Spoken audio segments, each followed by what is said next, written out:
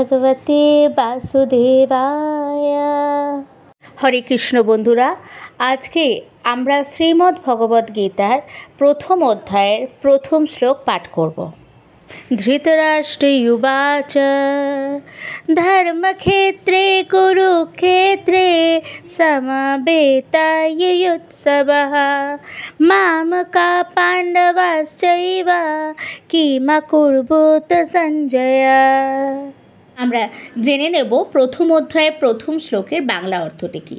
প্রথম অধ্যায় অর্থাৎ অর্জুন বিষাদ যোগ, সেখানের প্রথম শ্লোক অর্থাৎ ধৃতরাষ্ট্র বললেন, হে সঞ্জয়, ধর্মভূমি কুরুক্ষেত্রে যুদ্ধ অভিলাষী আমার এবং পাণ্ডুর পুত্রগণ একত্রিত হয়ে কী করল।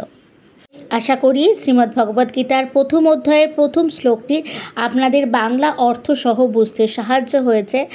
আপনারা সকলে দেহ এবং মন থেকে সুস্থ থাকুন, নিজেকে ভালোবাসুন, সকলকে ভালোবাসুন। নমস্কার, রাধে রাধে।